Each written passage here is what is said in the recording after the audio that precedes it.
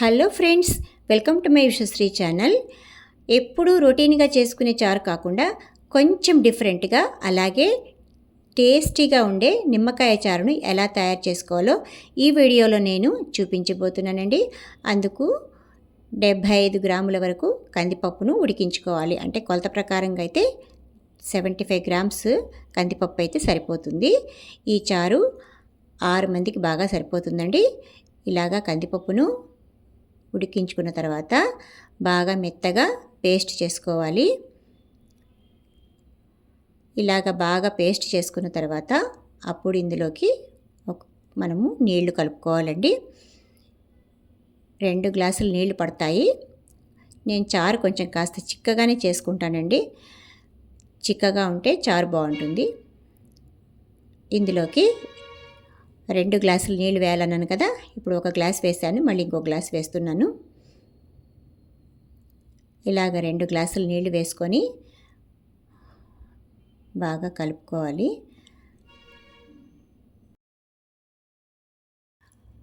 ఈ విధంగా చారు ఈ మాత్రం చిక్కగా ఉంటే చాలా బాగుంటుంది.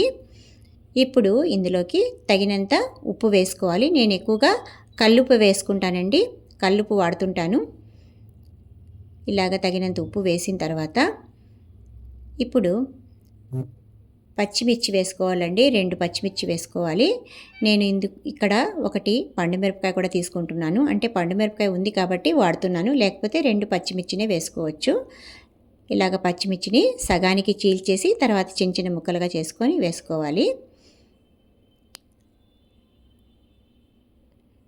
పండుమిర్చి లేకపోతే పచ్చిమిర్చినే ఇంకొకటి తీసుకొని వేసుకోండి. తర్వాత మిరియాల పొడి అండి. ఇది మిరియాల పొడి 1.5 స్పూన్ దాకా వేసుకోవాలి. మీకు మిరియాల పొడి లేకపోతే మిరియాలు దంచైనా కూడా వేసుకోవచ్చండి. మిరియాలను కచ్చపచ్చగా దంచి కూడా వేసుకోవచ్చు. తర్వాత 1 స్పూను జీలకర్ర వేయాలి. ఇప్పుడు ఈ చారుకు ఈ సైజు నిమ్మకాయ సరిపోతుందండి. నిమ్మకాయను చివర్లో వేసుకోవాలి. ఇది పసుపు కొద్దిగా పసుపు వేయాలి. వేసుకున్న తర్వాత బాగా కలిపేసి చారును మరలించుకోవాలి. ఈ చారు అంటే మా నాన్నగారికి చాలా ఇష్టం అండి. మేము చిన్నపిల్లలప్పుడు తనే తయారు చేసేవారు. నిజంగా కూడా చాలా టేస్టీగా ఉండేది. ఈ విధంగా బాగా చారు మరలిన తర్వాత 1 రెమ్మ కరివేపాకు వేయాలి.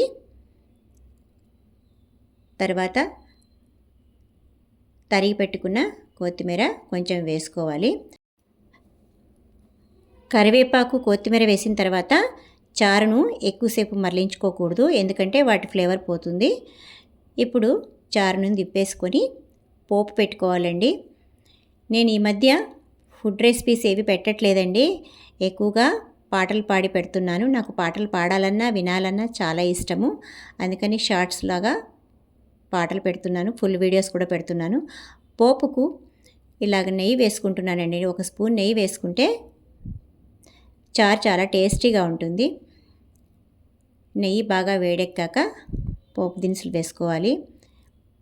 ఆవాలు, తర్వాత జీలకర్ర, ఆ తర్వాత కొంచెం ఇంగు వేయాలండి. ఇంగు వేస్తే చారు చాలా టేస్టీగా ఉంటుంది, గుమగుమలాడుతుంది. తర్వాత ఎండుమిర్చి ముక్కలు వేసి చారులోకి వేసేసుకోవాలి. ఇప్పుడు చివరగా మనము నిమ్మకాయను కట్ చేసి పిండేసుకోవాలండి. నిమ్మకాయ పిండిన తర్వాత చారును మనము మరలించుకోకూడదు. అందుకని చివర్లో నిమ్మకాయ పిండుకొని సర్వ్ చేసుకుంటే బాగుంటుంది. చారు నిజంగా చాలా టేస్టీగా ఉంటుందండి. చాలా ఈజీ కూడా చేయడము.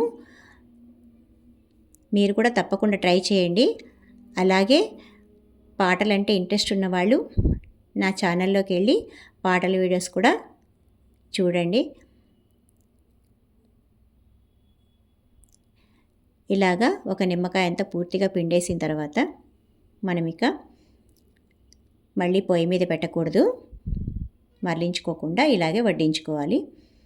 చూసారా ఎంత కలర్ఫుల్గా ఉందో. అలాగే టేస్టీగా కూడా ఉంటుందండి. మీరు కూడా తప్పకుండా ఒకసారి ట్రై చేయండి. ఈ వీడియో కనుక మీకు నచ్చినట్టయితే లైక్ చేయండి, షేర్ చేయండి. అలాగే నా ఛానల్ని ఇంకా ఎవరైనా సబ్స్క్రైబ్ చేసుకోకపోతే సబ్స్క్రైబ్ కూడా చేసుకోండి. ఓకేనా?